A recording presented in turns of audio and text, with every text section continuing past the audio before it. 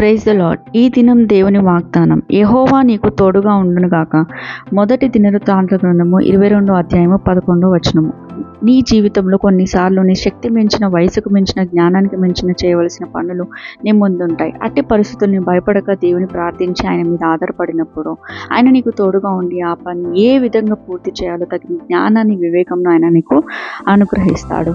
నేను ఘనమైన వ్యక్తిగా నిలబెడతాడు. నమ్మిక మాత్రం ఉంచుము, ఆయన నీకు తోడు నుండుగాక. ఆమేన్. ప్రార్థన. మహాపరిశుద్ధమైన పరలోకపు తండ్రి, నీ పాదంలో కొందనాలు, స్తుతులు చెల్లించుకున్నాం ప్రభా.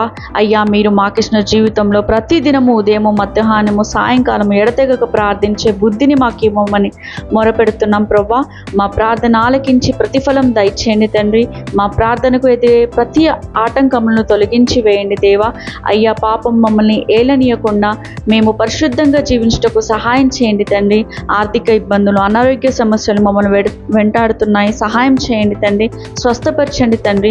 మీరు చేసిన మేలును బట్టి ప్రతి దినం మిమ్మల్ని స్తుతిస్తూ మీ అద్భుత క్రియలను, ఆశ్చర్య కార్యములను అనేకులకు వివరిస్తూ మా కొరకు మీరు చేసిన త్యాగంను, మీ రాకడను జనులకు ప్రకటిస్తూ మీకు ప్రియమైన శిష్యులుగా జీవించే ధన్యత మాకు ఇవ్వమని వేడుకుంటున్నాను నా తండ్రి.